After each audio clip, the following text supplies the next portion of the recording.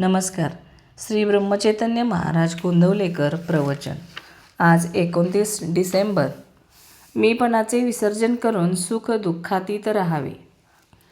भक्ती म्हणजे संलग्न होणे.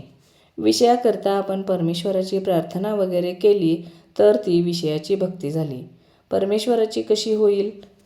मीपणा आला की संकल्प उठतात आणि संकल्पात्मक विषय तेच मनात येतात. मीपणा ठेवून परमेश्वराची पुष्कळ सेवा केली तरी तीत कमीपणा आहे. प्रपंचाचा त्याग करून बैरागी होऊन मठ बांधला, पण मठाच्या बंधनात पडला. देवाने दागिने घातले का तर त्याचे रूप आपल्याला चांगले दिसावे म्हणून. चांगल्या कृत्यात सुद्धा मीपणा कसा लपून बसलेला असतो बघा. थोडक्यात म्हणजे मीपणाचे विसर्जन केले पाहिजे. साधू करते पण परमेश्वराला देतात. वास्तविक आपण करते आहोत कुठे?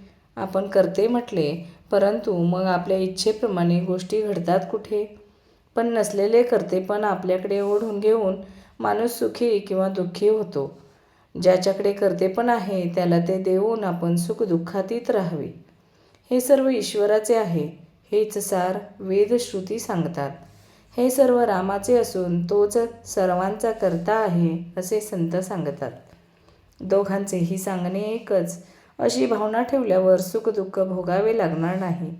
मी करता नसून राम करता ही भावना वाढवणे हीच खरी उपासना.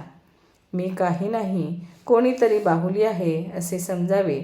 एक भगवंत तेवढा माझा असे म्हणावे. संताजवळ राहिल्याने आसक्ती जरी पुरती सुटली नाही तरी नकळत कमी होत जाते. म्हणून आपण नेहमी सत्समागमात राहावे.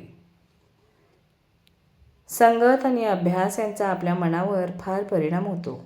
आपण हातात काठी घेतली तर ती उगीच कुणाला मारावेसे वाटेल, ही झाली काठीची संगत. आपण हातात माळ घेतली तर तिने जपच करू. माळेने आपण काही कुणाला मारणार नाही.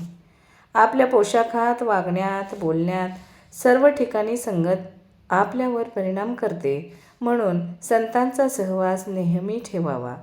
गाय जशी वासरामागून येते तसे संत नामामागून आलेच पाहिजेत.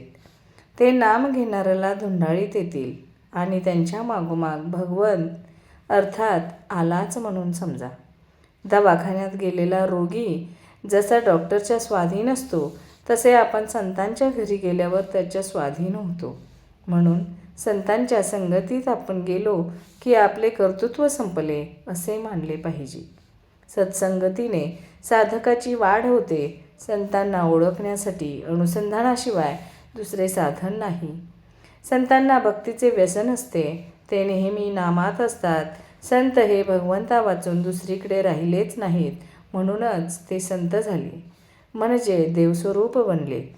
भगवंताचे नाम सिद्ध करून देणे हाच संतांचा जगावर सर्वात मोठा उपकार होय. प्रापंचिक लोकांना परमार्थाला लावायला संसारी संतच खरा उपयोगी पडतो.